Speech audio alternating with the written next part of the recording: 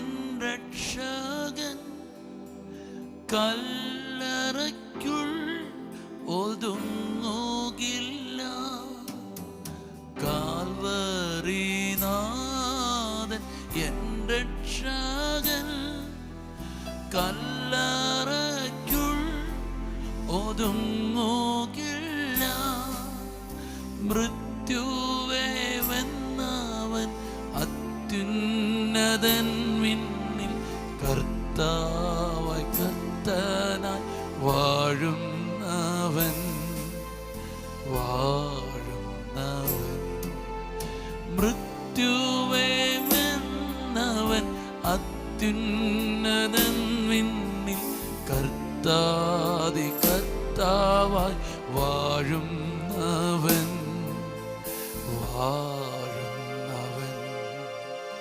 ആശ്രയം യേശുവിലെന്നതിനാൽ ഭാഗ്യവാൻ ഞാൻ. ആശ്വാസമെന്നിൽ താൻ തന്നതിനാൽ ഭാഗ്യവാൻ ഞാൻ.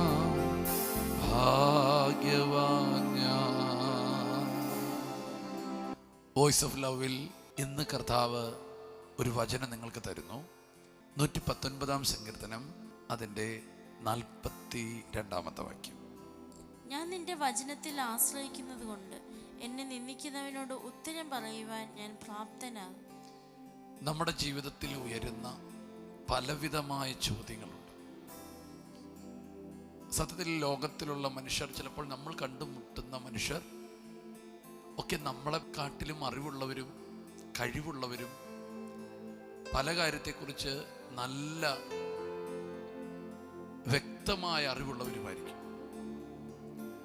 ചില സമയങ്ങളിലൊക്കെ അവർ ചോദിക്കുന്ന പല ചോദ്യങ്ങൾക്കും നമുക്ക് ഉത്തരം കണ്ടെത്താൻ പറ്റത്തില്ല. അപ്പോൾ തന്നെ നമ്മൾ ചില പ്രതികൂല സാഹചര്യത്തിൽ നമുക്ക് വിരോധമായി മനുഷ്യർ അയക്കുന്ന ചില വാക്കുകൾ, അതിന് നമുക്ക് ഉത്തരം പറയാൻ കഴിയാതെ വരും.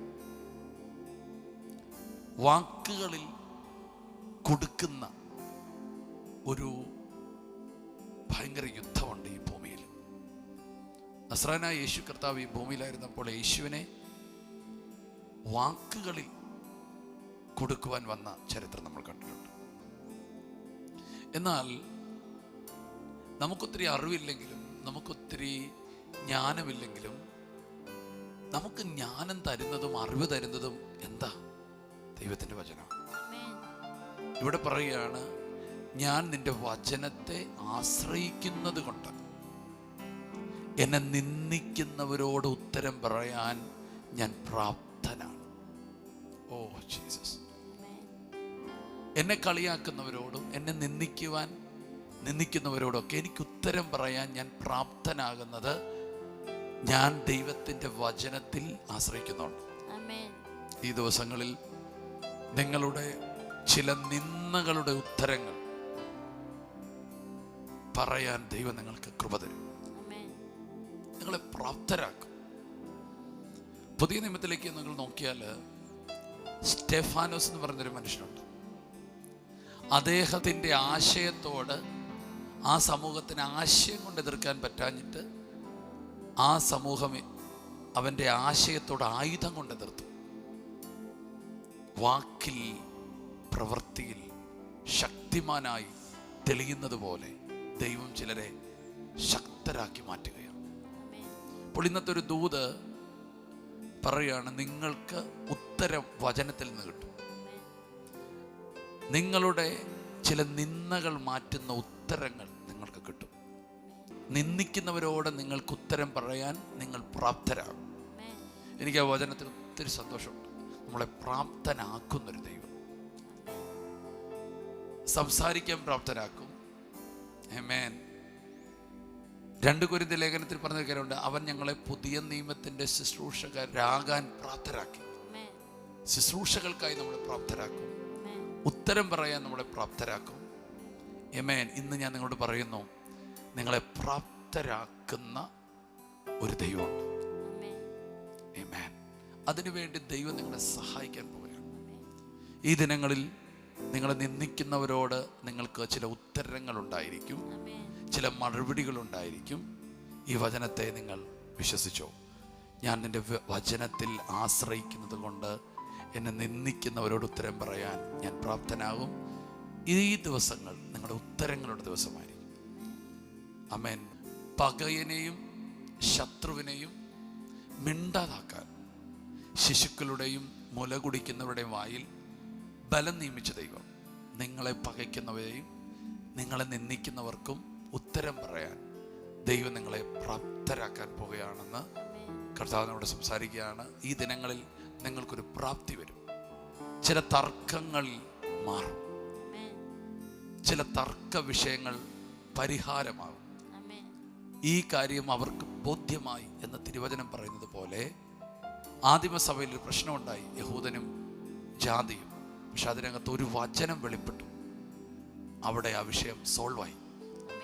ദൈവാത്മ പറയുന്നു, ചില വിഷയങ്ങൾ സോൾവ് ആകാൻ പോകുന്നു, ചില വിഷയങ്ങൾക്ക് സൊല്യൂഷൻ ഉണ്ടാകാൻ പോകുന്നു. ആമേൻ. കർത്താവ് അങ്ങനെ ചെയ്യാൻ പോകുന്നു. നിങ്ങളെ ദൈവം ചിലത് സംസാരിക്കാൻ, ചില കാര്യങ്ങൾ ചെയ്യാൻ പ്രാപ്തരാക്കാൻ പോവുകയാണ്. അതിൻ്റെ ആധാരം നിങ്ങൾ വചനത്തെ ആശ്രയിക്കുന്നുണ്ട്. യെസ്, ഈ ജനത്തിന് വേണ്ടി നമുക്കൊന്ന് പ്രാർത്ഥിക്കാം. യേശു ഇന്ന് രാവിലെ നൽകിയ വചനത്തിന് നന്ദി പറയുന്നു കർത്താവെ. ഞങ്ങളെ പ്രാപ്തരാക്കുന്നതിന് നന്ദി പറയുന്നു കർത്താവ്. പരിശുദ്ധാത്മാവെ, പലയിടങ്ങളിൽ ഞങ്ങൾക്ക് കർത്താവ് കഴിവില്ലാതിരിക്കുമ്പോൾ പരിശുദ്ധാത്മാവെ അങ്ങ് ബലമായി ഇറങ്ങി വന്ന് ദൈവവചനത്തിലൂടെ ഞങ്ങളെ ബലപ്പെടുത്തി ഞങ്ങളെ പ്രാപ്തിയിലേക്ക് നയിക്കുന്നതിന് നന്ദി പറയുന്നു പിതാവ്. ഇനി വചനം കേൾക്കുന്ന ഓരോ വ്യക്തിയിലും ദൈവത്തിൽ നിന്നുള്ള പ്രാപ്തി ലഭിക്കട്ടെ കർത്താവെ.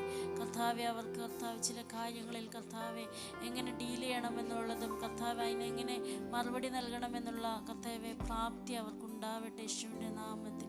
കർത്താവെ, ശുശ്രൂഷയിലേക്ക് ആയിരിക്കുന്നവർക്ക് കർത്താവ് ശുശ്രൂഷ ചെയ്യുവാൻ അങ്ങ് പ്രാപ്തി നൽകുന്നതിന് സ്തോത്രം ചെയ്യുന്നു പിതാവെ.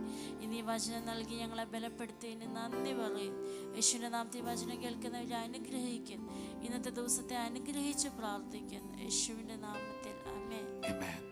ഞങ്ങൾ ഒരിക്കൽ കൂടി നിങ്ങൾക്കായി പ്രാർത്ഥിക്കുന്നു. പ്രത്യേകിച്ച് രോഗികൾക്കായും ക്ഷീണിതർക്കായും പ്രാർത്ഥിക്കുന്നു. എന്താണ് അതിനുവേണ്ടി പ്രാർത്ഥിക്കുന്നത് ചോദിച്ചാൽ, ഒരു രോഗിയായ വ്യക്തി എപ്പോഴും പ്രാർത്ഥിക്കുന്നത് ഒരു സൗഖ്യത്തിന് വേണ്ടി. എന്നാൽ സൗഖ്യമുള്ളൊരു വ്യക്തി എപ്പോഴും ചിന്തിക്കുന്നത് തൻ്റെ ലക്ഷ്യത്തിലേക്കുള്ള യാത്രയാണ്. അതുകൊണ്ട് നിങ്ങൾക്ക് സൗഖ്യമാകണം, കാരണം നിങ്ങൾക്ക് ഒത്തിരി ലക്ഷ്യമുള്ളവരാണ്. കടങ്ങൾ മാറണം. യേശുവിൻ്റെ നാമത്തിൽ ഞങ്ങൾ പ്രാർത്ഥിക്കുന്നു.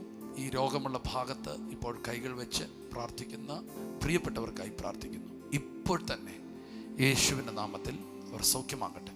അവരെ അലട്ടുന്ന ആ രോഗം, ആ ക്ഷീണം, ആ ബുദ്ധിമുട്ട് യേശുവിൻ്റെ നാമത്തിൽ മാറട്ടെ. കടക്കെണികൾ മാറട്ടെ, കുടുംബ പ്രശ്നങ്ങൾ മാറട്ടെ, വ്യക്തിപരമായി നേരിടുന്ന എല്ലാ പ്രതിസന്ധികളും മാറട്ടെ. അവർക്ക് ലക്ഷ്യത്തിന് വേണ്ടി അവർ ഓടിക്കയറട്ടെ. യേശുവിൻ്റെ നാമത്തിൽ ഒരു സൗഖ്യമാക്കുന്നു, അനുഗ്രഹിക്കുന്നു. അവർ അനുഗ്രഹിക്കപ്പെട്ടിരിക്കട്ടെ യേശുവിൻ നാമത്തിൽ തന്നെ. ആമേൻ. കർത്താവ് നിങ്ങളുടെ കൂടെയുണ്ട്. സന്തോഷത്തോടെ ആയിരിക്കുക. God bless you.